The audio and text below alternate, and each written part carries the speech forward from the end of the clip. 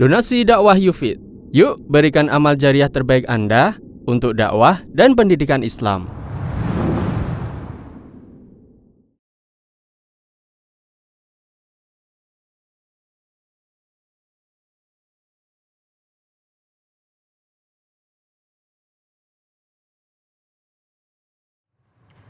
Assalamualaikum warahmatullahi wabarakatuh. Innal hamdalillah nahmaduhu wa nasta'inuhu wa nastaghfiruh wa na'udzu billahi min shururi anfusina wa sayyiati a'malina. Man yahdihillahu fala mudilla lahu wa man yudlil fala hadiya lahu. Wa asyhadu an la ilaha illallah wahdahu la syarika lahu.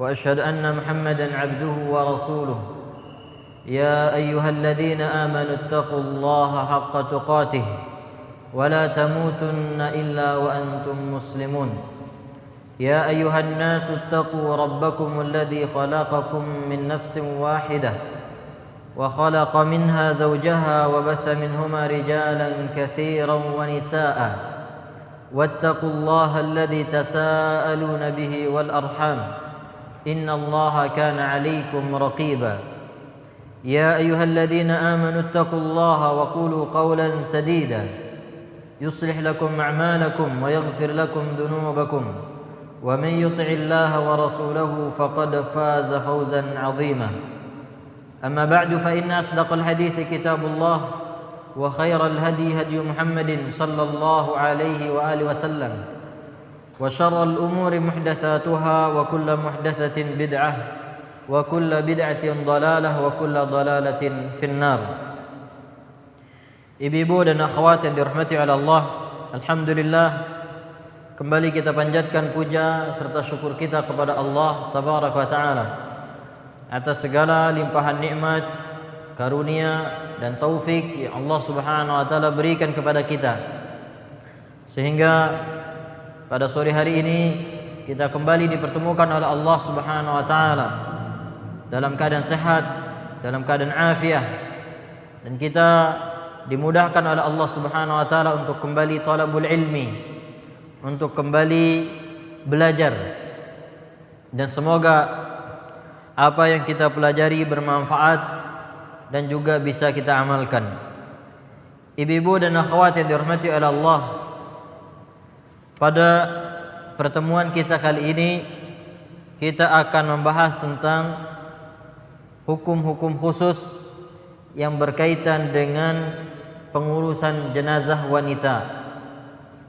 Hukum-hukum khusus yang berkaitan dengan pengurusan jenazah wanita.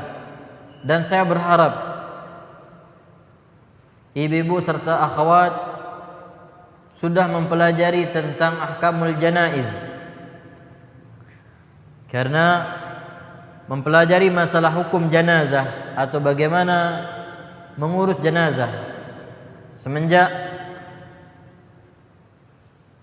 jenazah atau mayit dicabut nyawanya oleh Allah Subhanahu wa taala sampai dia dikuburkan, memerlukan ilmu, membutuhkan petunjuk. Dan Nabi kita Muhammad sallallahu alaihi wasallam sudah memberikan petunjuk yang sempurna bagaimana kita mengurus jenazah. Dan mempelajari masalah ini hukumnya fardu kifayah. Apabila di antara kita ada yang tidak memahaminya, maka kita akan berdosa. Maka penting bagi ibu-ibu dan akhwat untuk mempelajari tentang ahkamul janaiz. Karena di zaman ini banyak kita temukan orang-orang tidak memahami tentang pengurusan jenazah. Bahkan orang yang terbiasa mengurus jenazah dari pemandian sampai dikuburkan, banyak di antara mereka yang tidak memahami petunjuk-petunjuk Nabi sallallahu alaihi wasallam di dalam pengurusan jenazah. Dan ini banyak di antara laki-laki yang tidak memahaminya, terlebih lagi di antara para ibu-ibu dan akhwat. Maka saya berharap ibu-ibu dan akhwat sudah mempelajari tentang hukum jenazah, Kalau sekiranya belum, maka silahkan pelajari dan dipraktikkan agar lebih mudah untuk dipahami. Karena di banyak tempat saya pribadi menemukan banyak orang-orang yang tidak memahami bagaimana mengurus jenazah sesuai dengan sunnah Nabi alaihi salatu wassalam. Kalaupun ada yang mengurus jenazah, maka mereka mengurusnya sesuai dengan adat kebiasaan mereka. Yang mana di dalam adat dan kebiasaan manusia banyak hal yang terkadang tidak sesuai dengan petunjuk Nabi alaihi salatu wassalam. Dan ini menunjukkan pentingnya kita mempelajari masalah ini, ibu-ibu dan akhwat yang dirahmati oleh Allah. Walaupun pada kajian ini kita tidak akan bisa membahas panjang lebar dan juga secara detail. Yang akan dibahas oleh Syekh adalah hukum pengurusan jenazah yang berkaitan khusus dengan wanita. Dan alhamdulillah sekarang buku-buku yang menjelaskan tentang pengurusan jenazah sesuai dengan sunnah Nabi SAW sudah banyak. Maka silahkan ibu-ibu untuk mempelajarinya. Begitu juga bisa didapatkan di internet bagaimana pengurusan jenazah. Akan tapi hendaknya mencari pengurusan jenazah yang sesuai dengan sunnah Nabi SAW.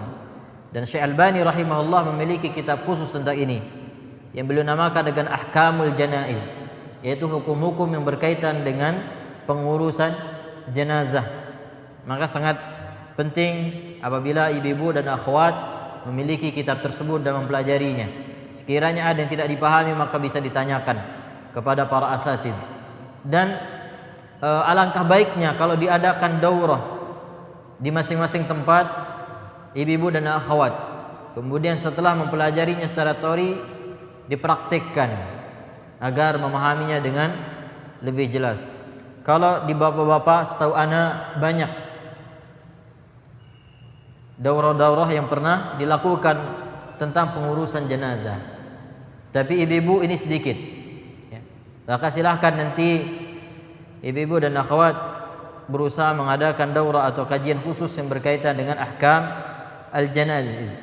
Sebab masalah ini apabila kita tidak pelajari dan tidak ada di antara kita yang faham, maka bisa jadi kita akan berdosa semuanya. Waliyadzubillah. Ibu-ibu dan akhwat yang dirahmati oleh Allah, Syekh Shalih Al-Fauzan hafizahullah taala di dalam pembahasan ini sebagaimana yang kita sebutkan tadi, beliau tidak akan membahas pengurusan jenazah secara detail. Beliau akan menyebutkan beberapa perkara khusus yang berkaitan dengan pengurusan jenazah wanita. Di sini beliau memberikan sedikit muqaddimah. Beliau mengatakan, "Kataballahu al-mauta ala kulli nafsin wa ikhtassa huwa subhanahu wa ta'ala bil baqa." Allah Subhanahu wa taala telah tetapkan kematian atas semua jiwa, atas semua makhluk hidup akan mendapatkan kematian. Wa ikhtassa subhanahu wa ta'ala bil baqa, dan Allah mengkhususkan kekekalan itu hanya untuk dirinya. Allah Subhanahu wa taala berfirman, "Wa yabqa wajhu rabbika dzul jalali wal ikram." Dan tersisa wajah Rabbmu yang maha agung lagi maha mulia. Hanya Allah Subhanahu wa taala, hayyun la yamut. Allah maha hidup dan tidak akan mati. Adapun selain Allah Subhanahu wa taala, maka mereka hidup dan mereka akan mati. Kullu nafsin dha'iqatul maut wa innama tuwaffawna ujurakum yawmal qiyamah faman zuhziha 'anil nar wa udkhilal jannah faqad faz. Setiap jiwa pasti akan merasakan kematian, dan kalian hanya akan mendapatkan balasan dari amal perbuatan kalian nanti di hari kiamat. Maka barang siapa yang dibebaskan dari api neraka dan dimasukkan ke dalam surga, maka dia telah beruntung. Dan perlu ibu-ibu dan akhwat yang dirahmati oleh Allah, terutama di zaman Allah Subhanahu wa taala membukakan untuk kita dunia Di zaman Allah Subhanahu wa taala begitu mudahkan untuk kita dunia, maka penting bagi kita untuk sering-sering mengingat kematian. Sebagaimana sabda Nabi sallallahu alaihi wasallam, "Aktsiru min dzikri hadhimil ladzat." Perbanyaklah oleh kalian untuk mengingat sesuatu yang menghancurkan kenikmatan, yakni al-maut, yang dimaksudkan adalah kematian. Fa innahu lam yadhkurhu ahadun fi dhayqin min al-'ais illa wassa'ahu lahu wa la dzakarahu fi sa'atin illa dayyaqaha 'alaihi. Nabi sallallahu alaihi wasallam kemudian melanjutkan, tidaklah seseorang mengingat kematian tatkala mendapatkan kesulitan hidup, melainkan kehidupan akan menjadi lapang baginya. Melainkan mengingat kematian ini akan menjadikan kehidupannya lapang. Dan tidaklah seorang mengingat kematian tatkala dia lapang, melainkan dia akan merasakan kesempitan. Apa maksudnya ibu-ibu dan akhwat yang dirahmati oleh Allah? Maksudnya adalah ketika kita mendapatkan kesulitan-kesulitan hidup, dengan kita mengingat kematian, maka kesulitan-kesulitan tersebut akan terasa mudah. Kenapa? Akan berakhir. Semua kesulitan di dunia ini akan berakhir dengan apa? Dengan kematian. Makanya sebagian orang yang memiliki iman yang lemah, untuk bisa keluar dari kesulitan mereka bunuh diri dengan berbagai macam cara, karena menganggap bahwasanya dengan mati selesai urusan. Jadi apabila kita mendapatkan kesulitan dan musibah dan kita mengingat kematian, maka musibah dan kesulitan ini akan terasa ringan. Kenapa? Akan ada akhirnya. Setelah kematian ada kehidupan yang lebih baik. Ini bermanfaat bagi orang-orang beriman. Begitu juga tatkala kita mendapatkan kenikmatan, kelapangan, kemudahan dari Allah, kemudian kita ingat kematian, maka rezeki atau kenikmatan yang Allah berikan tidak menjadikan kita tergiur. Toh juga kenikmatan ini akan kita tinggalkan. Bahkan tidak ada yang kita bawa masuk ke dalam liang lahat kita dari harta-harta yang kita kumpulkan selama ini. Semua yang kita kumpulkan dari pagi sampai petang, sampai kita banting tulang, tidak ada dari harta itu yang kita bawa masuk ke dalam kubur, kecuali harta-harta yang kita infakkan di jalan Allah tabaraka wa taala. Maka mari ibu-ibu dan akhwat yang dirahmati oleh Allah, kita amalkan perintah Nabi sallallahu alaihi wasallam, "Aktsiru min dzikri hadhimil ladzat." Perbanyaklah mengingat sesuatu yang menghancurkan kenikmatan. Dan ulama mengatakan, "Kafa bil mauti mau'izah." Cukuplah kematian itu sebagai pemberi peringatan. Siapa saja yang mengingat kematian, maka hatinya akan lembut.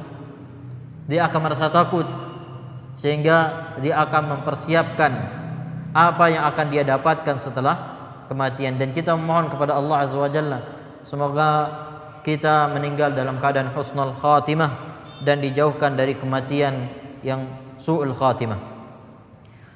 Kemudian Syekh hafizahullah ta'ala melanjutkan, "Waqtassa janaiz bani Adam bi ahkamin yajibu 'alal ahya' tanfidhuha." Dan jasad anak Adam memiliki hukum-hukum khusus yang wajib dilaksanakan oleh orang yang masih hidup.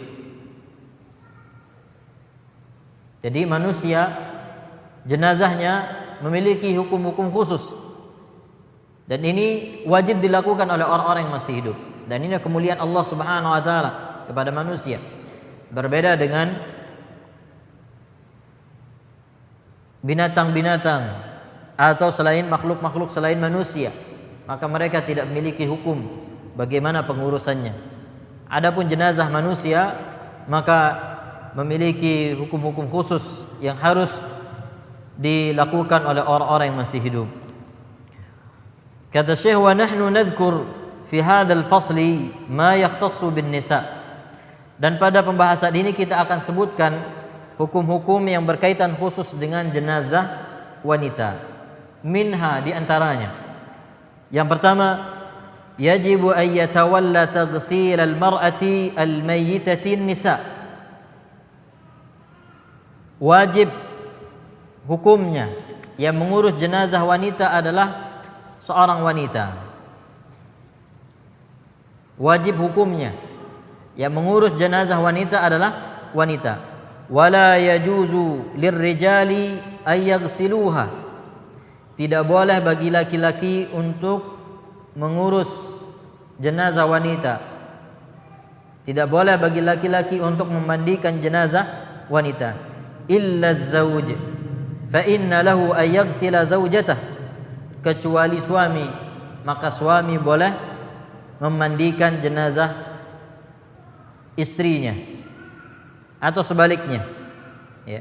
Boleh bagi wanita atau istri memandikan jenazah suaminya. Dan ini berdasarkan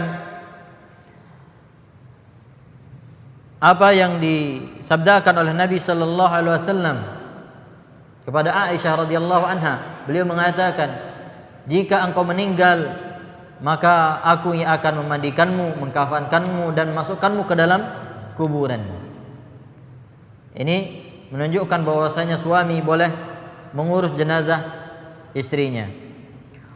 Wa yatawalla taghsilur rajul taghsil ar-rajul al-mayyit ar-rijal. Dan wajib hukumnya yang memandikan jenazah laki-laki adalah laki-laki. Wala yajuzu lin-nisa taghsiluhu. Tidak boleh bagi wanita memandikan jenazah laki-laki. Illa az-zawjah fa inna laha an taghsila zawjaha. Kecuali istri boleh memandikan jenazah suaminya. Dan ini termasuk pelanggaran dalam pengurusan jenazah yang banyak kita saksikan. Seorang ayah memandikan anaknya, atau anak memandikan ibunya. Lebih parah dari itu, seorang laki-laki memandikan tetangganya, dan yang dia mandikan adalah jenazah perempuan. Ini termasuk dosa besar dan pelanggaran berat ketika seorang laki-laki memandikan perempuan yang bukan istrinya, atau sebaliknya, wanita memandikan laki-laki yang bukan suaminya. Dan perhatikan ibu-ibu, yang paling berhak memandikan seorang jenazah adalah orang yang diwasiatkan. Orang yang diwasiatkan untuk memandikannya. Karena biasanya si mayit mungkin melihat ada orang yang lebih faham tentang pengurusan jenazah, kemudian diwasiatkan seseorang untuk memandikannya, maka ahli wasiat itulah yang paling berhak memandikan si mayit. Kemudian kalau yang meninggal adalah perempuan, maka yang paling berhak adalah suaminya.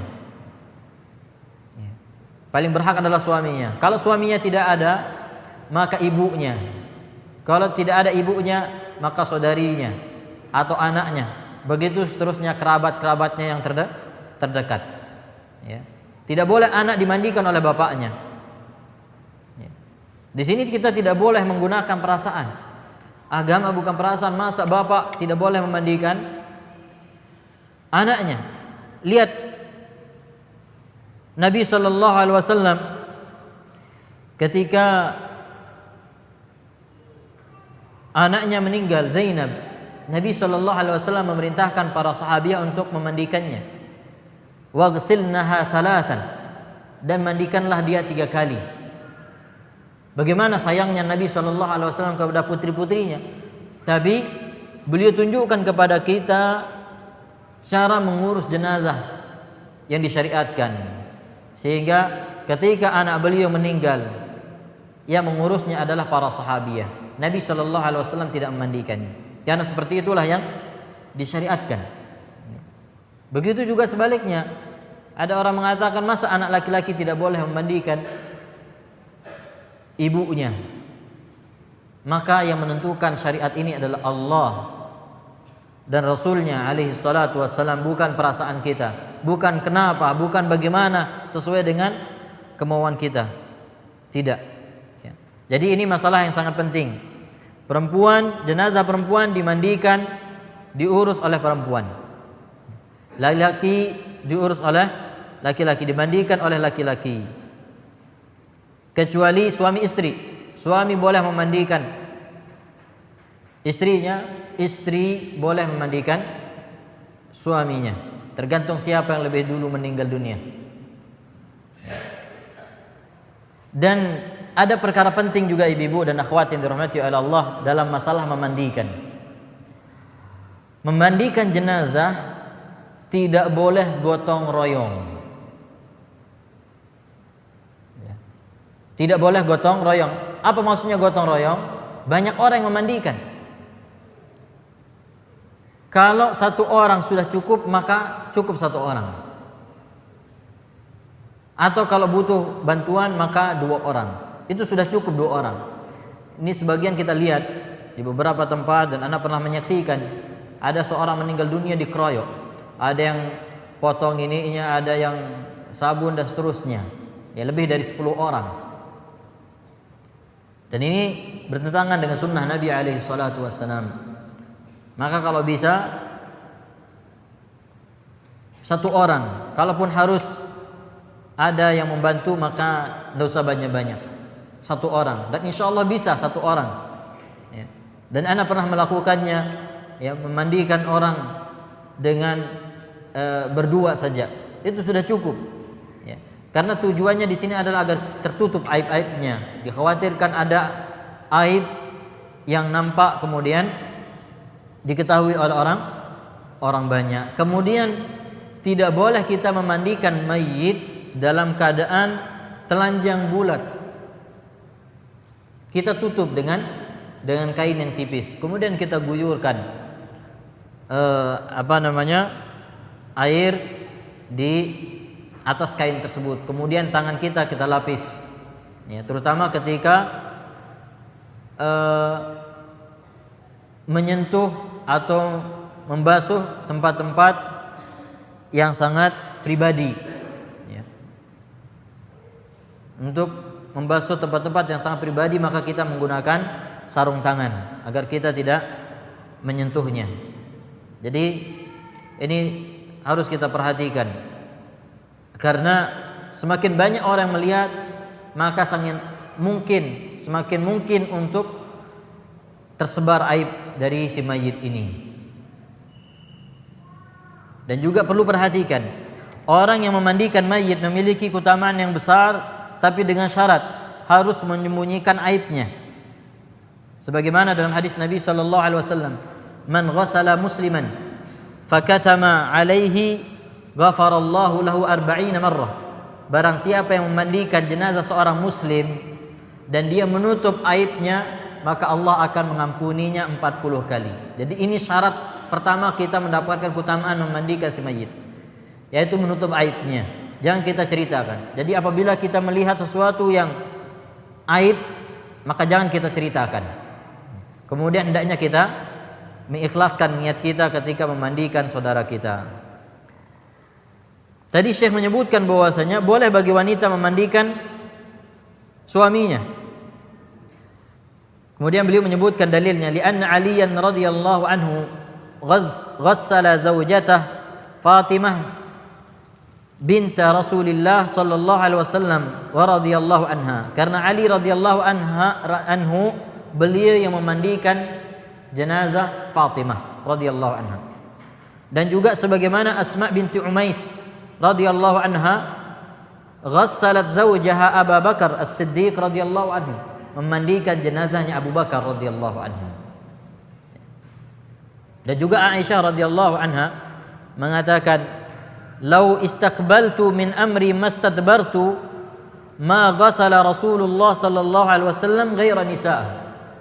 Seandainya ketika Rasulullah sallallahu alaihi wasallam meninggal dunia dan saya sadar saya yang memandikannya, maka Nabi SAW tidak akan dimandikan kecuali oleh istri-istrinya. Ini menunjukkan bahwasanya yang istri atau suami boleh saling memandikan. Ya. Ini benar apa tidak bahasanya saling memandikan? Tidak bisa saling mandikan. Pasti salah satu yang dulu meninggal dunia. Ya, maksudnya istri boleh memandikan suaminya kalau memang suaminya meninggal dunia. Begitu juga sebaliknya. Kemudian yang kedua, ibu-ibu dan akhwat yang dirahmati oleh Allah, yang berkaitan khusus dengan pengurusan jenazah wanita. Yustahabbu takfinul mar'ati fi khamsati athwabin bidin. Disunnahkan mengkafani wanita dengan 5 kain berwarna putih. Kata Syekh, disunnahkan mengkafani wanita dengan 5 lembar kain yang putih, yang terdiri dari izarun tu'zaru bih, wa khimarun ala ra'siha, wa qamisun talbasuhu, wa lifafataini talufu bihima fawqa dhalik. 5 pakaian ini terdiri dari pertama izar, yaitu kain yang menutup bagian bawah. Kemudian khimar ala ra'siha, penutup kepalanya. Wa qamisun talbasuhu, kemudian baju, ya, seperti baju yang biasa kita pakai untuk menutup bagian atas badan. Kemudian 2 lembar kainnya untuk membungkus di atas sarung, kemudian baju dan khimar tadi. Ini yang dijelaskan oleh Syekh. Apa dalilnya? Dalilnya adalah 5 rawat Laila Ats-Tsaqafiyah radhiyallahu anha. Dalilnya adalah hadis yang diriwayatkan oleh Laila Ats-Tsaqafiyah. Beliau berkata, "Kuntu fi man ghassala Umma Kulthum binta Rasulillah sallallahu alaihi wasallam inda wafatiha. Wa kana awwalu ma a'tana Rasulullah sallallahu alaihi wasallam al-hiqa, thumma ad-dir'a, thumma al-khimar, thumma al-malhafah atau milhafah, thumma udrijat ba'da dhalika fi ath-thawb al-akhar." Laila Ats-Tsaqafiyah berkata radhiyallahu anha, "Aku termasuk yang memandikan Ummu Kulthum, putri Rasulullah sallallahu alaihi wasallam ketika dia meninggal dunia. Maka yang pertama kali diberikan oleh Nabi sallallahu alaihi wasallam adalah al-hiqa. Al-hiqa maksudnya sarung. Thumma dir', kemudian baju yang menutup bagian atas badan. Thumma al-khimar, kemudian kain penutup kepala. Thumma al-milhafah, kemudian kain untuk menutup seluruh badan. Thumma udrijat ba'da dzalika fi thawbil akhar, kemudian jenazahnya dimasukkan ke kain yang lain. Ini dalil yang digunakan oleh para ulama yang mengatakan sunnah bagi wanita dikafani dengan 5 lembar kain kafan. Berkata Imam Asy-Syaukani rahimahullah fi Nailil Awtar, wal hadits yadullu ala anna al-mashru' fi kabhanil mar'ah ay yakuna izaran wa dir'an wa khimaran wa milhafah wa durjan. Hadis ini menunjukkan bahwasanya yang disyariatkan di dalam kafan atau kain kafan wanita adalah terdiri dari sarung, kemudian baju, kemudian penutup kepala, dan juga lembaran kain untuk yang menutupnya. Dan seandainya hadis ini sahih, maka ini bisa menjadi hujjah sehingga disyariatkan untuk mengkafani wanita dengan 3 atau 5 lembar kain kafan. Akan tapi hadis ini dhaif. Hadis ini dhaif sehingga tidak bisa dijadikan hujjah untuk disyariatkannya mengkafani wanita dengan 5 lembar kain. Kata Syekh Muhammad bin Shalih Al-Utsaimin rahimahullah, seandainya hadis ini sahih, maka ini yang lebih kuat, yaitu seorang wanita, jenazah wanita dikafani dengan 3 dengan 5 kain kafan yang terdiri dari sarung, baju penutup kepala, kemudian 2 lembar kainnya untuk menutup seluruh badannya. Tapi karena hadis ini dhaif dan tidak bisa dijadikan sebagai hujjah, maka dikembalikan kepada hukum asalnya, yaitu jenazah dikafani dengan 3 lembar kain. Sebagaimana ini yang dilakukan pada Rasulullah sallallahu alaihi wasallam. Kufina fi 3 athwabin yamaniyah bidin suhuliyah min kursuf laisa fihinna qamisun wala imamah udrija fiha idrajan. Rasul sallallahu alaihi wasallam dikafani dengan 3 lembar kain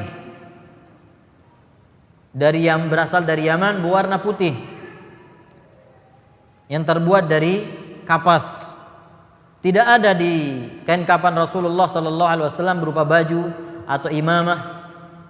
Dia hanya berbentuk lembaran kain dan jasad beliau dimasukkan ke dalam kain tersebut. Dan ini menunjukkan bahwasanya baik jenazah laki-laki maupun perempuan cukup menggunakan 3 lembar kain. Dan disunahkan kain yang digunakan agak tebal dan juga agak lebar. Dan banyak kita lihat di kain-kain kafan yang ada di masyarakat kita terlalu tipis, ya, bahkan kadang sangat tipis. Maka kalau bisa cari yang lebih tebal, kemudian juga agak longgar, sehingga bisa mengkafani mayit dan cukup untuk mengkafaninya, terutama kalau badannya besar, sehingga tidak ada standar berapa meter yang harus kita siapkan. Makanya agar lebih baik kafannya ibu-ibu bisa disiapkan dari sekarang. Ukur berapa tingginya, kemudian lebarnya yang dibutuhkan, siapkan. Kemudian nanti sampaikan kepada suami, ini kain kafan saya nanti. Ya. Kalau berani, kalau tidak jangan. Atau bisa berwasiat, ya. Bisa berwasiat bagaimana kita nanti diurus jenazah kita. Ya, kita dipersiapkan kain kafan yang longgar, kemudian sesuai dengan tinggi badan kita. Jangan terlalu tipis, kemudian juga jangan terlalu pas. Jangan terlalu pas sehingga kadang satu kain itu tidak menutup sampai menutup jasad mayit. Maka kita cari yang lebih longgar lagi, dan itu yang lebih afdal. Kemudian juga disunnahkan berwarna putih. Jadi enggak harus berwarna putih, tapi disunnahkan berwarna putih karena itu yang lebih baik, sebagaimana dalam hadis Nabi sallallahu alaihi wasallam yang warna putih merupakan pakaian terbaik kita, baik tatkala kita masih hidup maupun setelah kita meninggal dunia. Kemudian ibu-ibu dan akhwat yang dirahmati oleh Allah, perkara atau poin yang ketiga adalah ma yusna'u bi sya'ri ra'sil mar'atil mayyitah. Apa yang dilakukan pada rambut wanita. Ya, rambut wanita biasanya panjang. Kata Syekh, yuj'alu thalathu dhafair. Rambut wanita dikepang menjadi 3 atau dibagi menjadi 3. Wa tulqa khalfaha. Kemudian rambutnya diletakkan di bagian belakang badannya. Berdasarkan hadis Ummu Atiyah fi sifati ghasli binti Nabi sallallahu alaihi wasallam, fadhafarna sya'raha 3 qurun wa alqainahu khalfaha. Dalilnya ini adalah berdasarkan hadis Ummu Atiyah yang menjelaskan tentang sifat memandikan putri Nabi sallallahu alaihi wasallam. Beliau mengatakan, yaitu Ummu Atiyah, fadhafarna sya'raha 3 qurun. Kami jadikan rambutnya menjadi 3 qurun, 3 kepang. Ya. 3 qurun. Wa alqainahu khalfaha. 3 qurun ini 2 di samping kiri kanan, kemudian 1 dari depan. Kemudian setelah itu dibawa atau diletakkan di belakang badannya. Dan ini disyariatkan bagi wanita, karena biasanya wanita yang berambut panjang. Bagaimana kalau laki-laki berambut panjang? Ya. Maka kata para ulama yang rajih, tidak disunnahkan, tidak disyariatkan. Kalau laki-laki berambut panjang, kita kepang rambutnya atau kita bagi menjadi 3. Kemudian yang keempat, hukmu ittiba'in nisa lil janaiz. Hukum wanita mengikuti jenazah. An Ummi Athiyyah radhiyallahu anha qalat, nuhina an ittiba'il janaiz wa lam ya'zim alaina. Dari Ummu Athiyyah radhiyallahu anha, beliau berkata, kami dilarang mengikuti jenazah, wa lam ya'zim alaina, dan larangan itu tidak ditekankan kepada kami. Ya. Jadi beliau mengatakan kami dilarang mengikuti jenazah dan larangan itu tidak ditekankan untuk kami. Artinya larangannya tidak kuat, tidak sampai haram. Muttafaqun alaih. Kata Syekh, an-nahyu zahiruhu tahrim. Larangan dalam hadis ini secara zahir berarti haram. Wa qauluha lam ya'zim alaina. Adapun ucapan Ummu Athiyyah yang mengatakan lam ya'zim alaina, maksudnya adalah seperti yang dijelaskan oleh Syekhul Islam Ibnu Taimiyah rahimahullahu taala di dalam Majmu' Al-Fatawa. Syekhul Islam Ibnu Taimiyah menjelaskan makna lam ya'zim alaina, dan tidak dilarang dengan kuat. Maksudnya adalah qad yakunu muraduha lam yu'akkad an-nahy wa hadha la yanfi at-tahrim. Bisa jadi maksudnya adalah tidak, atau larangannya tidak terlalu ditekankan, tidak terlalu dikuatkan. Wa hadza la yanfi tahrim, dan ini tidak bertentangan dengan hukum, ini tidak menghalangi pengharamannya. Kira-kira jelas maksudnya ibu-ibu dan akhwat? Jadi tadi Ummu Athiyyah radhiyallahu anha mengatakan kami dilarang mengikuti jenazah, tapi larangannya tidak begitu dikuatkan, tidak begitu ditekankan. Kata Syekh Shalih Fauzan hafizahullah, zahir dari hadis ini menunjukkan haram. Adapun perkataan Ummu Athiyyah yang mengatakan larangannya tidak begitu dikuatkan, kata Syekhul Islam Ibnu Taimiyah, bisa jadi maksudnya larangan itu tidak terlalu kuat, tapi ini tidak berarti tidak diharamkan. Larangan yang tidak dikuatkan bukan berarti larangan itu tidak berarti haram. Wa qad takunu hiya dhannat annahu laisa binahyin tahrim, dan bisa jadi Ummu Athiyyah memahami hadis tersebut bukan untuk mengharamkan. Bisa jadi ini dari pemahaman Ummu Athiyyah radhiyallahu anha. Jadi Nabi SAW melarang untuk melarang wanita untuk mengikuti jenazah. Kemudian dipahami oleh Ummu Athiyyah bahwasanya larangan ini tidak begitu kuat. Ini maksud dari perkataan Syekhul Islam Ibnu Taimiyah. Bisa jadi dia yang mengira larangan itu bukan untuk diharamkan. Wal hujjah fi qaulin Nabi sallallahu alaihi wasallam la fi dhanni ghairihi, dan yang menjadi dalil adalah pada ucapan Nabi sallallahu alaihi wasallam, bukan pada pemahaman selain Nabi sallallahu alaihi wasallam. Nabi secara jelas menunjukkan atau melarang wanita mengikuti jenazah.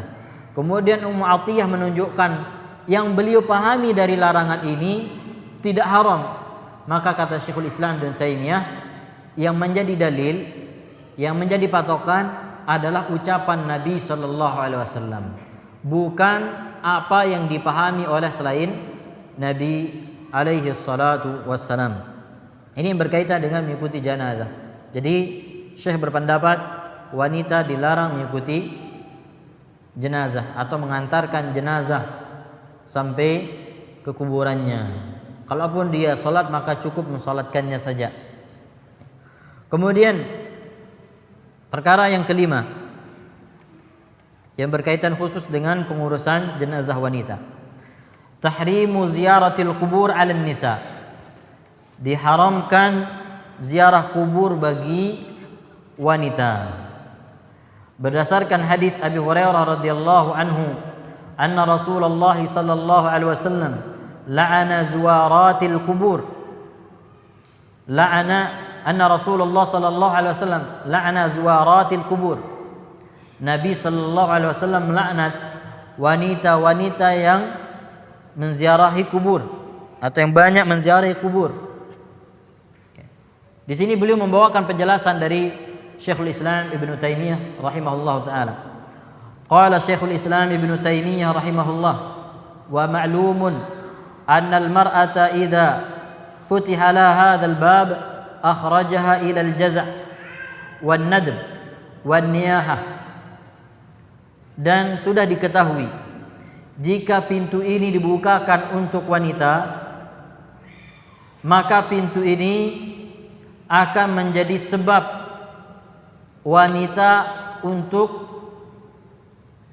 tidak sabar, dan juga menyebabkan menjadi pintu wanita untuk meratap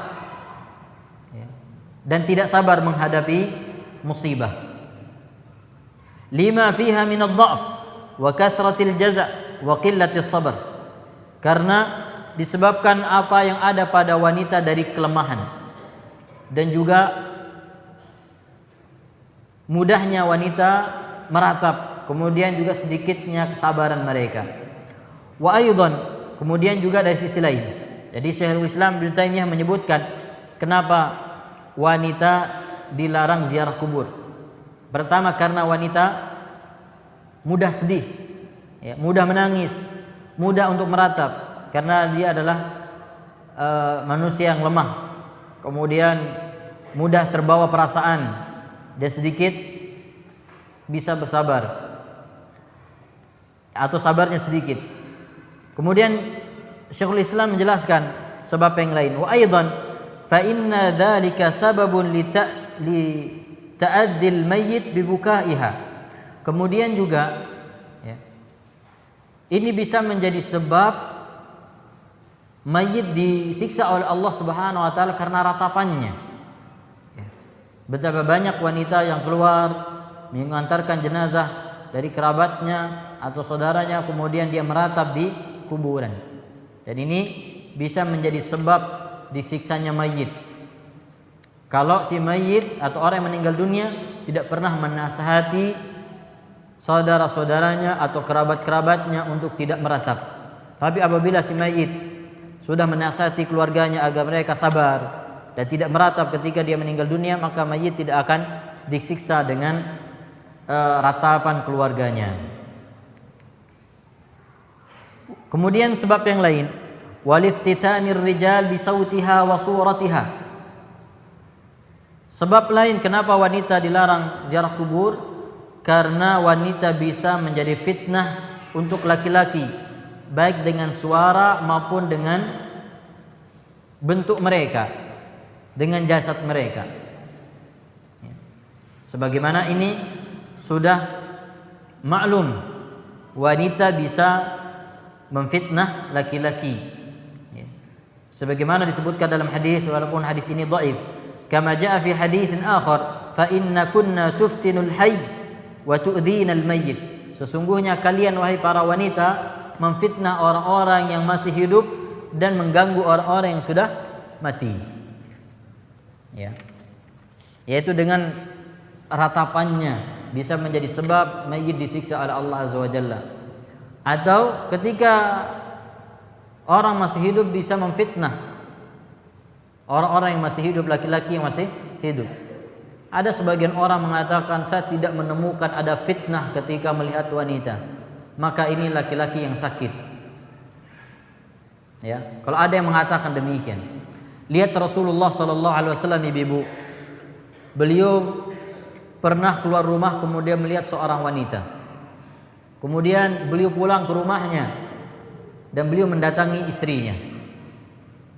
Kemudian Nabi sallallahu alaihi wasallam sampaikan kepada para sahabat, jika kalian keluar kemudian melihat wanita dan wanita menjadikannya kagum, artinya dia kagum terhadap wanita tersebut, tertarik dengan wanita tersebut, maka hendaknya dia pulang ke rumahnya dan mendatangi istrinya.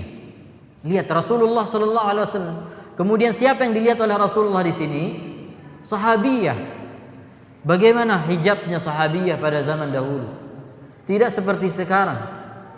Ya. Tidak seperti wanita-wanita zaman sekarang. Dan yang melihatnya adalah Rasulullah sallallahu alaihi wasallam. Lalu bagaimana dengan laki-laki zaman ini melihat wanita zaman ini? Maka ini adalah sumber fitnah. Makanya Syekhul Islam Ibnu Taimiyah rahimahullah menyebutkan, keluarnya wanita ikut pergi ke kuburan bisa menjadi fitnah bagi laki-laki. Belum dia menangis nanti, ya. Belum dia meratap, ya. Terkadang orang kalau meratapnya sampai sangat heboh, dia bisa berguling-guling di tanah, ya. Dan dikhawatirkan nanti pada saat seperti itu tersingkap pakaiannya, kemudian akan menjadi fitnah yang lebih besar. Kemudian beliau melanjutkan, yaitu Syekhul Islam Ibnu Taimiyah, wa idza kanat ziyaratun nisa' lil qubur madhannatan wa sababan lil umur al muharramah fi haqqihinna wa haqqir rijal wal hikmah huna ghairu madbutah fa innahu la yumkin an yuhidda al miqdar alladhi yufdi ila dhalik wa la tamyiz baina naw'in wa naw' wa min usul asy-syari'ah anna al hikmata idza kanat khafiyyah aw ghair muntashirah ulliqa al-hukma bimadhannatiha fayuhramu hadzal bab saddan lidh-dhari'ah. Jika ziarah kubur bagi wanita menjadi sebab terjadinya perbuatan-perbuatan yang diharamkan, baik itu pada diri wanita atau pada diri laki-laki, sementara hikmah dilarangnya wanita pergi ke kuburan ini atau hikmah ziarahnya wanita ke kuburan tidak begitu jelas dan tidak bisa dibatasi dengan batasan yang tepat untuk membedakan mana ziarah kubur yang bisa mendatangkan fitnah dan mana ziarah kubur yang tidak bisa, yang mendatangkan fitnah, tidak bisa dibedakan. Dan termasuk dari pokok syariat kita, ketika suatu hikmah itu tersembunyi dan tidak nampak, maka hukum itu dikaitkan dengan akibat-akibatnya. Hukum dikaitkan dengan akibat-akibatnya. Fayuhramu hadzal bab, maka diharamkan saddan lidh-dhari'ah, untuk menutup pintu agar tidak terjadi perbuatan-perbuatan yang diharamkan. Maka ini beberapa sebab yang disebutkan oleh Syekhul Islam Ibnu Taimiyah tentang diharamkannya wanita ziarah kubur. Walaupun kita tidak pungkiri, ibu-ibu dan akhwat yang dirahmati oleh Allah, ada perbedaan ulama dalam masalah ini, ya. Adapun untuk laki-laki justru dianjurkan oleh Nabi sallallahu alaihi wasallam untuk ziarah kubur. Nabi sallallahu alaihi wasallam bersabda, "Zur al-qubur fa inni qad nahaitukum anhu fazuruha." Ya. Nabi sallallahu alaihi wasallam bersabda, dahulu aku melarang kalian untuk ziarah kubur, maka sekarang ziarahilah. Atau kama qala Nabi sallallahu alaihi wasallam. Tapi ziarah yang disyariatkan adalah ziarah untuk mendoakan si mayit, bukan kita yang minta didoakan atau kita minta kepada mayit, ya. Kubur disyariatkan untuk diziarahi untuk mengingat kematian, terutama ketika hati kita keras. Maka salah satu yang menjadikan hati kita lembut adalah menziarahi kuburan. Kemudian Syekhul Islam melanjutkan, kama hurriman nazar ila zina al-batinah, sebagaimana diharamkan untuk melihat perhiasan yang tidak nampak dari wanita. Haram hukumnya kita lihat, karena ini bisa lima fi dzalika minal fitnah, karena bisa menimbulkan fitnah. Wa kama hurrimal khulwah bil ajnabiyyah wa ghairu dzalika minan nazar, dan sebagaimana diharamkannya berdua-duaan antara laki-laki dan wanita dan yang lainnya dari perkara-perkara yang diharamkan oleh syariat karena bisa mendatangkan perbuatan-perbuatan yang diharamkan. Dan ini dalam bahasa syariat disebut dengan saddud dzari'ah, yaitu menutup jalan yang bisa membawa kepada perbuatan-perbuatan yang diharamkan. Jadi ketika ada sesuatu yang bisa membawa kepada perbuatan haram, maka sesuatu ini wajib kita tinggalkan. Wajib kita tinggalkan karena bisa membawa kita kepada perbuatan-perbuatan yang diharamkan oleh Allah tabaraka wa taala. Wa laysa fi dzalika ay ziyaratiha lil qubur min al maslahati ma yu'aridu hadhihi al mafsadah. Syekhul Islam masih menjelaskan, dan tidak ada pada ziarahnya wanita ke kuburan, tidak ada maslahat pada ziarahnya wanita ke kuburan yang sebanding dengan kerusakan-kerusakan tadi. Ya. Tidak ada kemaslahatan wanita menziarahi kubur yang sebanding dengan kerusakan-kerusakan yang akan ditimbulkan dengan dia ziarah kubur. Ya. Seperti tadi, dia bisa meratap, bisa menampakkan ketidaksabarannya menerima musibah, kemudian bisa memfitnah laki-laki. Maka kata Syekhul Islam Ibnu Taimiyah, tidak ada maslahat wanita menziarahi kubur yang bisa mengalahkan besarnya mudarat ketika mereka menziarahi kubur. Fa innahu laisa fi dzalika illa du'a'uha lil mayyit. Maka tidak ada kemaslahatan kecuali wanita mendoakan si mayit. Wa dzalika mumkinun fi baitiha, dan mendoakan mayit bisa dilakukan di rumahnya. Ya. Jadi apabila orang tua kita meninggal dunia, maka bisa kita doakan di rumah kita. Ada sebagian orang mengatakan, saya ingin umroh. Untuk apa? Untuk doakan orang tua saya di hadapan Ka'bah. Ya. Mendoakan orang tua yang sudah meninggal dunia kapan saja. Bahkan itu salah satu bentuk kebaktian kita kepada orang tua kita. Ya. Tidak harus di tempat-tempat tertentu. Kemudian pembahasan yang terakhir yang dijelaskan oleh Syekh di sini, yaitu yang keenam, tahrimun niyahah. Haramnya meratap orang yang sudah meratapi orang yang sudah meninggal dunia. Apa yang dimaksudkan dengan niyahah yang diharamkan?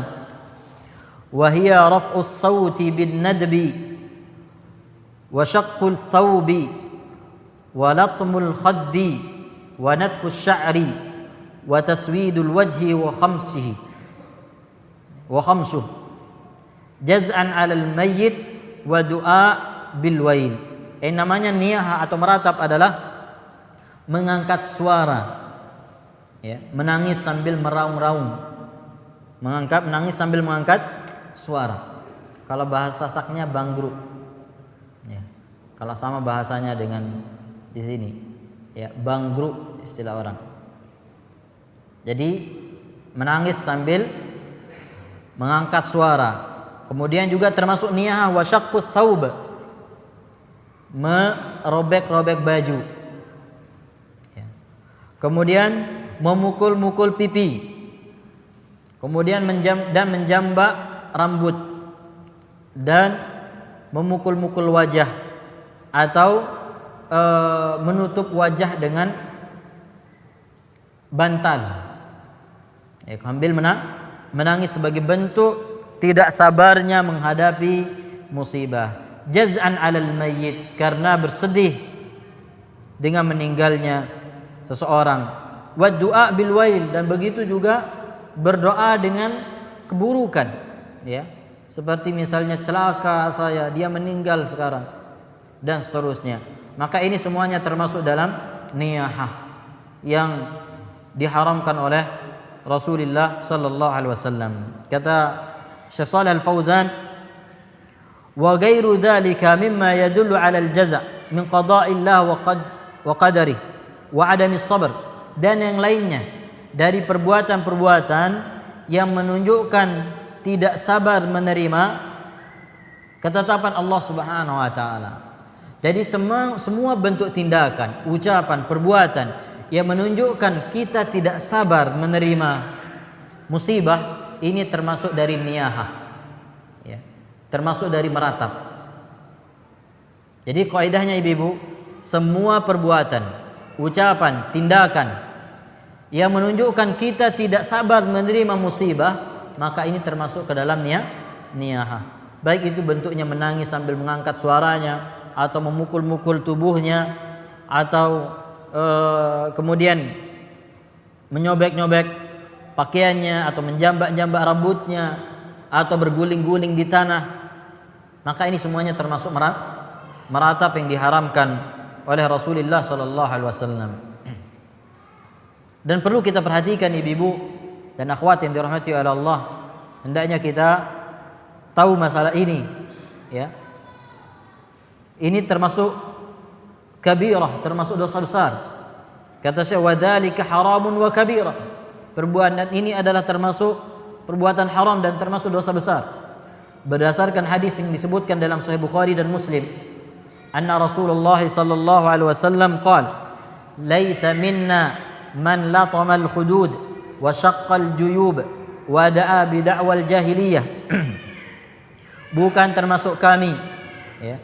Bukan termasuk kami orang-orang yang memukul-mukul mukanya, wajahnya, pipinya, dan merobek-robek kantong bajunya, dan menyampaikan dakwah-dakwah jahiliyah.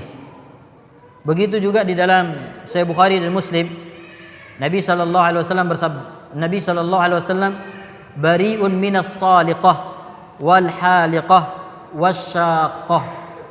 Nabi sallallahu alaihi wasallam berlepas diri dari as-saliqah. Apa maksudnya as-saliqah? Hiya allati tarfa'u sawtaha indal musibah, yaitu orang-orang yang mengangkat suaranya ketika mendapatkan musibah dengan tangisannya. Wal haliqah, yang dimaksudkan dengan haliqah adalah allati tahliku sya'raha indal musibah, yang memotong rambutnya atau mencukur rambutnya atau membotak rambutnya ketika mendapatkan musibah. Wasyaqah, dan syaqah maksudnya allati tashukku thiyabaha indal musibah, yaitu orang-orang yang menyobek-nyobek bajunya ketika mendapatkan musibah. Ini menunjukkan bahwasanya meratap termasuk dosa besar. Karena pertama, Nabi sallallahu alaihi wasallam bersabda, "Laisa minna", bukan termasuk kami. Kalau seandainya dia tidak dosa besar, maka Nabi tidak akan mengatakan laisa minna. Kemudian juga Nabi berlepas diri, ya, dari as-saliqah wal haliqah wasyaqah, dari orang-orang yang mengangkat suaranya ketika mendapatkan musibah, atau yang mencukur atau membotak rambutnya ketika mendapat musibah, atau yang menyobek-nyobek pakaiannya ketika mendapatkan musibah. Maka ketika Nabi mengatakan berlepas diri, ini menunjukkan dosa besar.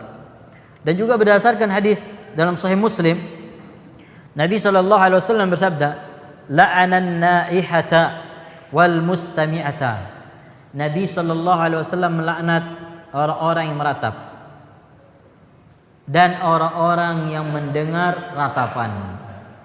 Kata Syekh, allati taqsudu sama'an niyahah wa tu'jibuha, yaitu orang-orang yang sengaja melihat atau mendengar ratapan dan dia kagum dengan ratapannya. Ini hati-hati ibu. Jadi kalau ada orang meratap, kita pergi, jangan sengaja dilihat. Justru kita berusaha untuk menenangkannya. Kalau tidak bisa, tinggalkan. Ini tidak boleh kita sengaja mendengarkan orang-orang yang meratap, apalagi sampai kagum. Masya Allah, ini orang gini saking cintanya dengan suaminya atau keluarganya yang meninggal sampai dia merobek-robek bajunya atau menjerit-jerit, ya. Kemudian dipuji, maka dilaknat oleh Nabi sallallahu alaihi wasallam. Jadi dilaknat orang yang meratap, dilaknat juga orang yang sengaja mendengarkan ratapan tersebut. Di sini ada nasihat yang sangat berharga dari Syekh hafizahullah taala tentang hendaknya kita bersabar. Fayajibu alayki ayyatuhal ukht al-muslimah tajannub hadzal amal al-muharram 'inda al-musibah wa alayki bis-sabri wal-ihtisab hatta hatta takuna al-musibah fi haqqiki takfiran li sayyi'atiki wa ziyadatan fi hasanatik. Wajib atasmu wahai para saudari-saudariku yang muslimah untuk menjauhkan perbuatan haram ini ketika terjadi musibah, dan hendaknya engkau bersabar dan mengharapkan pahala dari Allah sehingga musibah ini bisa menjadi penghapus dosa-dosamu dan juga sebagai penambah kebaikan-kebaikanmu. Maka syarat musibah menjadi kebaikan bagi kita adalah kita bersabar. Dan ingat ibu-ibu dan akhwat yang dirahmati oleh Allah, as-sabru 'inda sadmatil ula. Kesabaran itu harus ada di awal datangnya musibah. Ya. Jadi Nabi Shallallahu Alaihi Wasallam pernah melihat seorang wanita menangis, kemudian dikatakan oleh Nabi, isbiri wahtasibi, bersabar dan berharaplah pahala dari Allah. Kemudian wanita ini mengatakan, engkau tidak merasakan apa yang saya rasakan. Kemudian diberitahukan kepada wanita ini, yang menasihatinya adalah Rasulullah. Maka dia mencari Rasulullah Sallallahu Alaihi Wasallam. Kalau dia mengatakan, ya Rasulullah, saya bersabar. Lalu Rasulullah Sallallahu Alaihi Wasallam mengatakan, inna sabra inda sidmatil ula. Kesabaran itu di awal datangnya musibah, bukan setelah beberapa hari, bukan setelah beberapa lama musibah terjadi baru sekarang saya baru bisa menerima kepergiannya. Ini kan banyak disampaikan oleh sebagian orang ketika istrinya atau ayahnya atau suaminya atau anaknya atau kerabatnya meninggal dunia. Saya belum bisa menerima kepergiannya. Ya, sekarang baru saya sabar. Ini bukan sabar namanya. Ya, bisa jadi ini terpaksa sabar. Ya, karena mau menangis sampai 2 tahun juga tidak akan balik lagi. Sehingga terpaksa bersabar. Maka sabar yang terpaksa ini tidak akan mendatangkan pahala, tidak akan mendatangkan manfaat. Ketika kita mendapatkan musibah, maka kita bersabar dan mengharapkan pahala dari Allah Subhanahu wa taala inda sidratil ula. Di awal musibah itu datang. Ya. Kemudian yang dimaksudkan dengan sabar, ibu-ibu dan akhwat yang dirahmati oleh Allah, adalah tidak mengucapkan atau melakukan perbuatan-perbuatan yang diharamkan ketika datang musibah. Tidak melakukan hal-hal yang menunjukkan kita tidak menerima ujian dari Allah Azza wa Jalla, atau kita tidak melakukan hal-hal yang diharamkan oleh Allah seperti ratapan-ratapan tadi. Itulah namanya sabar. Jadi bukan berarti sabar itu kita senang mendapatkan musibah. Ya. Tidak harus ketika kita sabar berarti kita senang. Tidak harus sabar berarti bukan sabar yang mengharuskan kita tidak sedih.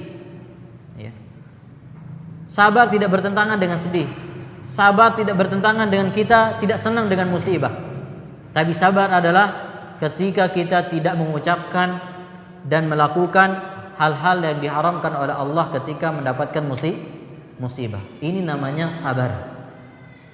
Adapun ketika kita mendapatkan musibah, kemudian tidak ada rasa sedih kita, justru kita senang, maka ini namanya ridho. Lebih tinggi kedudukannya dari sabar. Tidak ada rasa sakit, tidak ada rasa pahit musibah yang menimpa kita.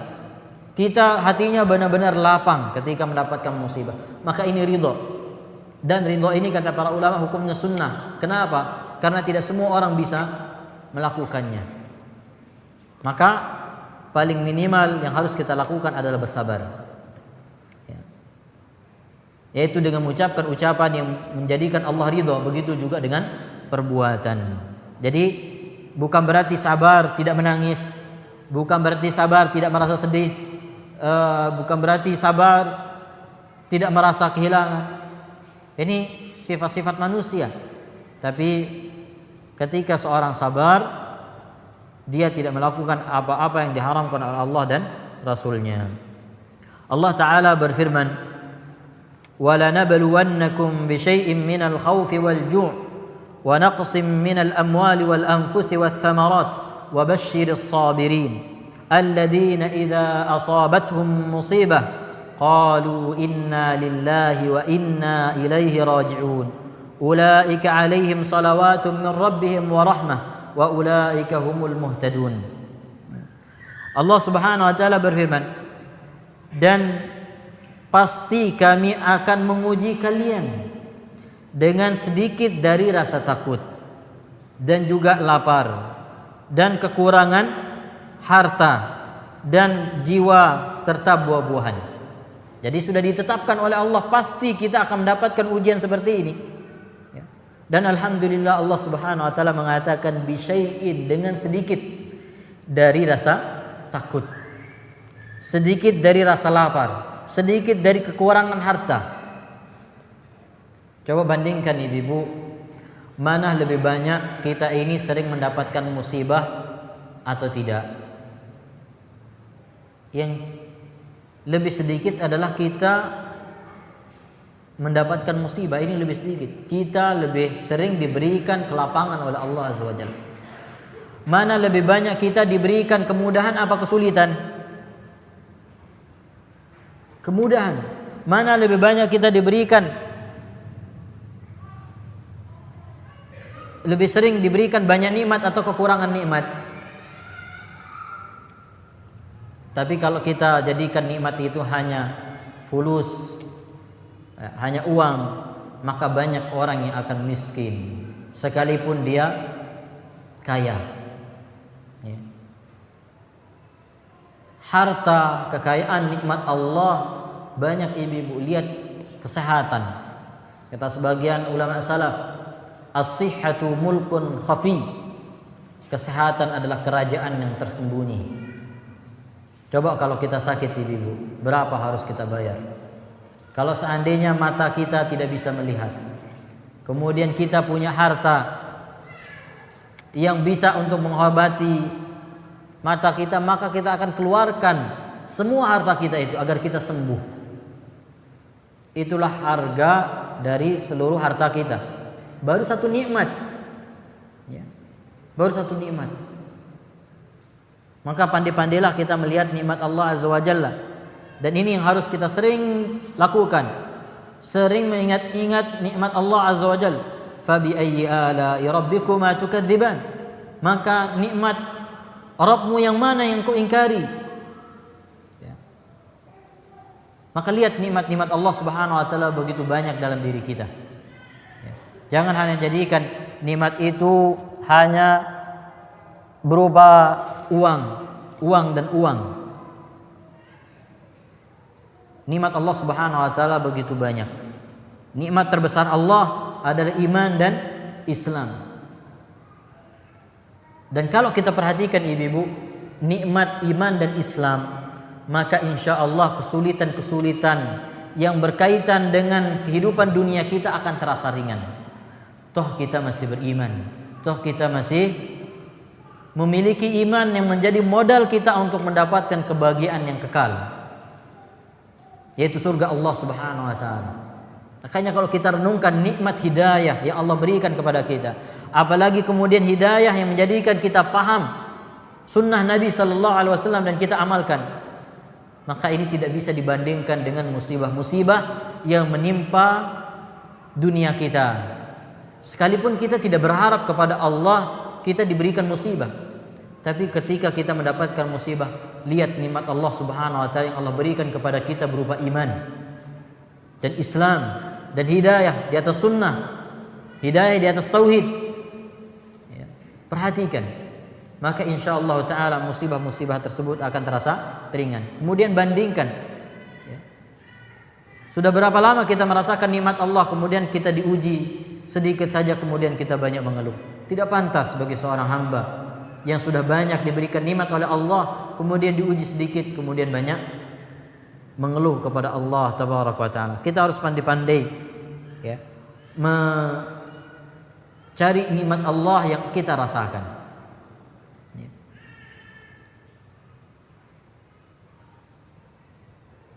Kita perlu merenungkan ucapan Fudail bin Iyad rahimahullahu taala ketika beliau salat malam kemudian membaca firman Allah Subhanahu wa taala, wa in ta'uddu ni'matallahi la tuhsuha. Jika kalian menghitung nikmat Allah maka kalian tidak bisa menghitungnya.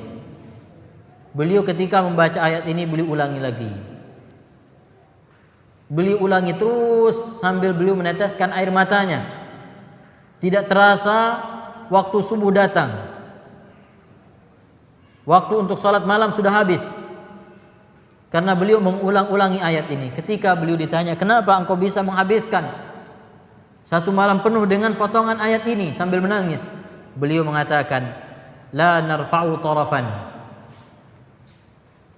wala narudduhu illa waqa'a 'alan ni'mah."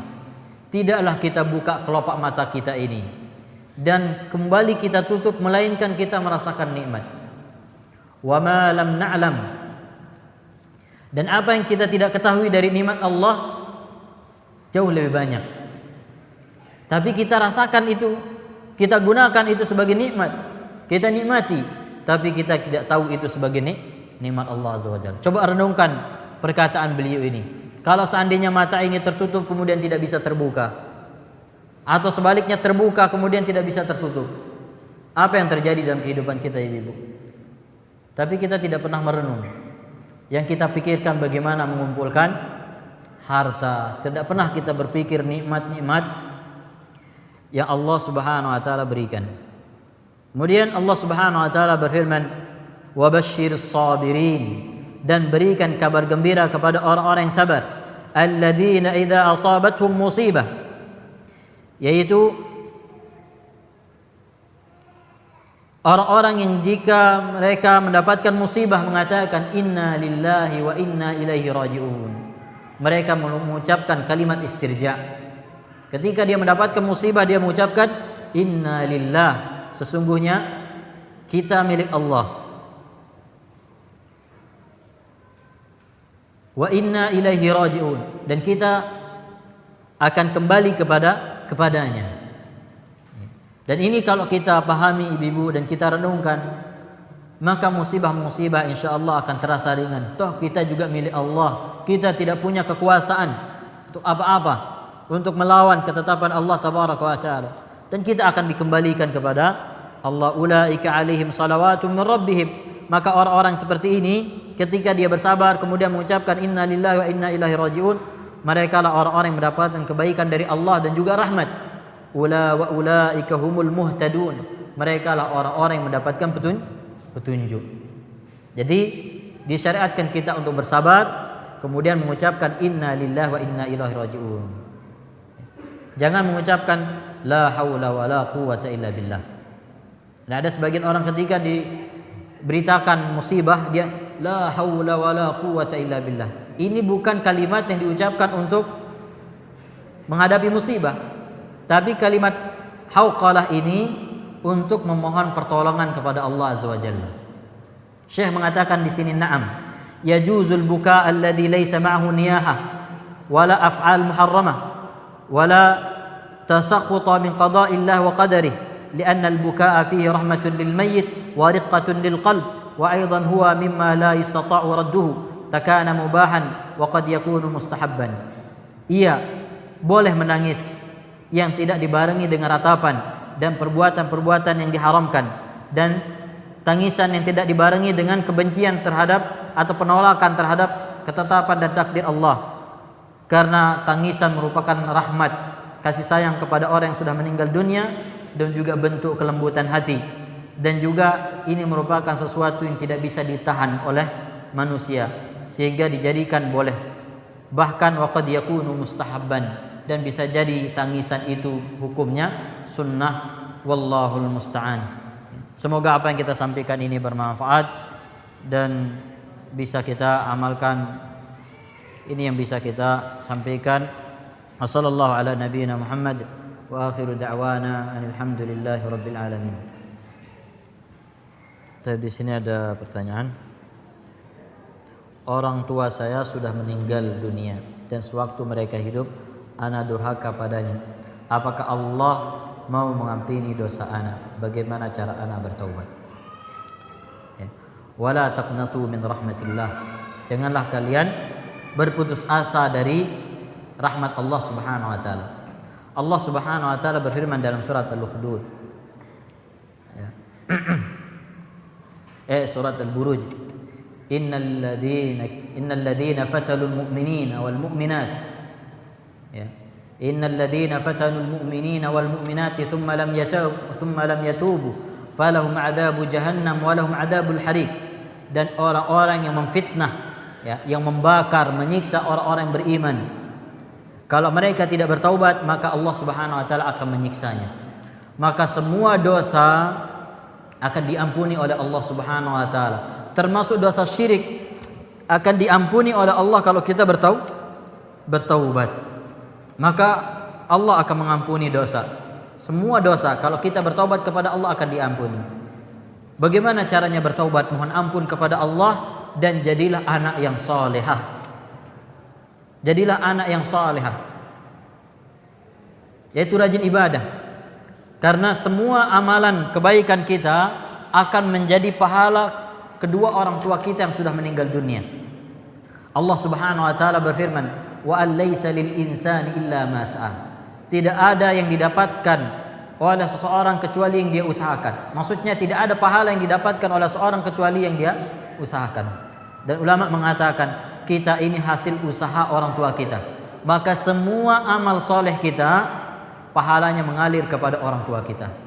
Maka cara berbakti yang paling baik setelah orang tua kita meninggal adalah menjadi orang-orang yang soleh, rajin beribadah, jauhi maksiat, taat kepada Allah, bertauhid, kerjakan sunnah, jauhkan bid'ah, ya. Dekatkan diri kepada Allah Tabaraka wa Ta'ala. Kemudian perbanyak doa, doakan orang tua kita, istighfar. Disebutkan dalam hadis Nabi sallallahu alaihi wasallam, ada seorang mengatakan di dalam kuburannya, anna lihada, dari mana aku dapatkan kedudukan ini? Maka Allah Subhanahu wa taala menjawab, min istighfari waladika, ini engkau dapatkan dari istighfarnya anakmu. Perbanyak istighfar untuk orang tua, mintakan ampun untuk orang tua. Kemudian sedekahkan, ya, bersedekah untuk niatkan untuk orang tua. Ya, sedekah tanpa harus mengadakan acara-acara khusus, ya, beri orang makan atau sumbang masjid, kemudian niatkan untuk orang tua. Kemudian sambung silaturahmi orang tua kita dengan kerabat-kerabatnya, dengan keluarga-keluarganya. Ini cara berbuat baik kepada orang-orang terdekatnya, saudara-saudaranya, teman-temannya. Ini termasuk cara berbakti kepada orang tua yang sudah meninggal dunia. Bagaimana hukum anak yang mau pergi KKN tapi satu kelompok sama laki-laki? Apakah haram, Ustaz? Karena anak akan tinggal satu rumah dengan laki-laki, jumlah yang wanita hanya berdua saja, Ustaz. Mohon nasihatnya mengenai hal ini, ya. Semoga Allah Subhanahu wa taala memudahkan urusan anti. Bisa disiasati, ya, minta 2 rumah, ya. Lebih baik anti berkorban, sewa, ya, sewa rumah.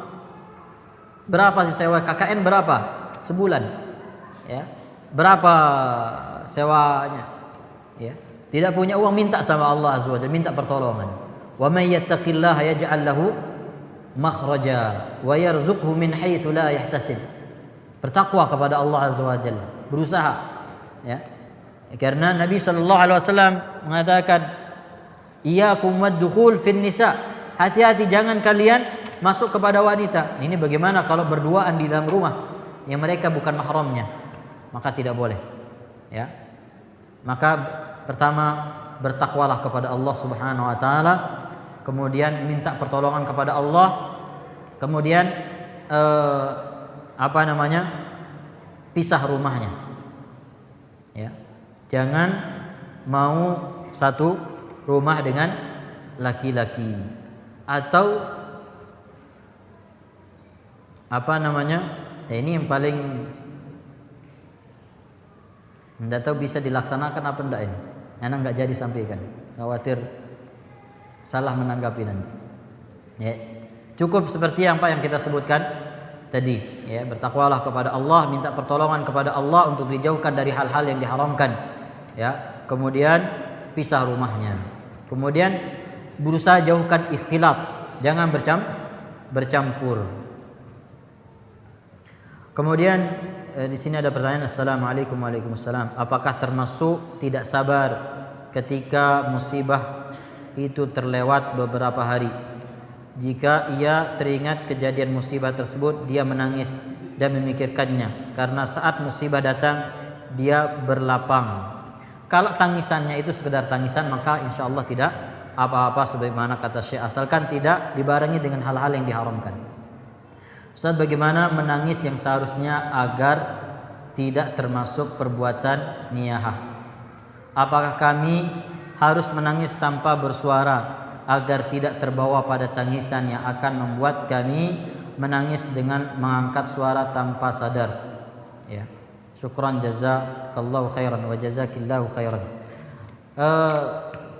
Kalau suaranya itu masih ukuran biasa, ya, maka insya Allah tidak mengapa. Kalau itu merupakan tangisan, karena sulit juga orang menangis tanpa suara. Ya, sulit orang menangis tanpa suara. Tapi kalau suaranya itu biasa sesuai dengan kebiasaannya, ya, tidak sampai berlebihan, maka insya Allah taala tidak termasuk niyah. Allah taala a'lam. Assalamualaikum. Waalaikumsalam. Di saat ayahku meninggal rahimahullah, aku tidak meratapi, hanya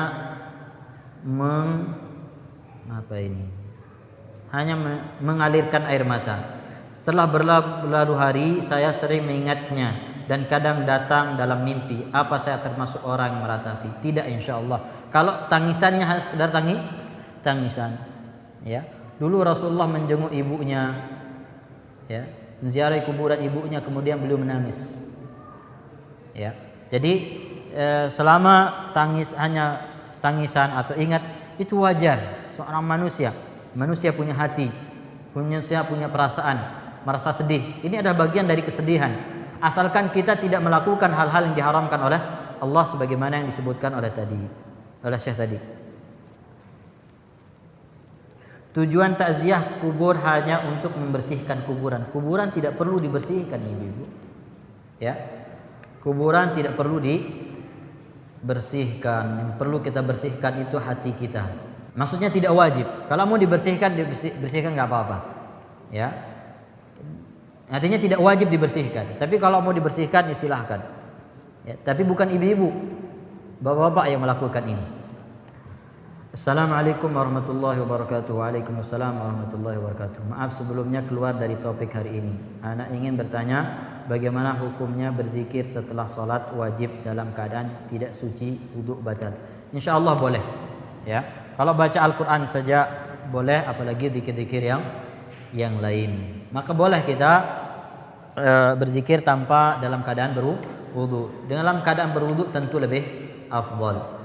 Pertanyaan terakhir, bagaimana hukum orang yang menziarahi kubur dengan menyiram dan menaburi bunga di atas kubur, dan pada setiap siraman dan taburan bunga dibaca ayat-ayat pendek Al-Ikhlas dan Al-Kautsar? Apakah ada dalil yang menganjurkannya?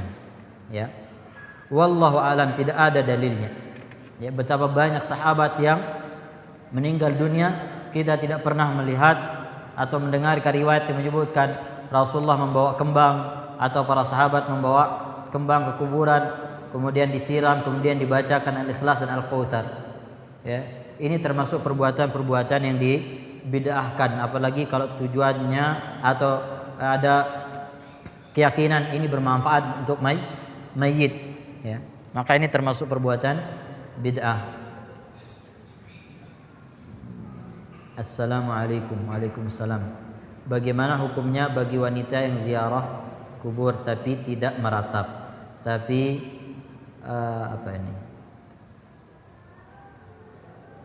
hanya mendoakan yang meninggal, mengingat makam atau kubur dekat, ya. Jadi seperti yang disebutkan oleh Syekhul Islam Ibnu Taimiyah tadi, wanita dilarang ke kuburan bukan hanya karena ratapan, tapi karena bisa menimbulkan fitnah-fitnah yang lain. Kalau ini dibuka, maka nanti wanita akan bercampur baur pergi ke kuburan, sehingga ini bisa menjadi fitnah. Sehingga kalau selamat dari fitnah ini, fitnah-fitnah yang lain masih mungkin untuk terjadi. Wallahu taala a'la wa a'lam. Kita cukupkan sampai di sini. Subhanakallahumma wa bihamdik, asyhadu an la ilaha illa anta, astaghfiruka wa atubu ilaik. Assalamualaikum warahmatullahi wabarakatuh. Donasi dakwah Yufid. Yuk berikan amal jariah terbaik Anda untuk dakwah dan pendidikan Islam.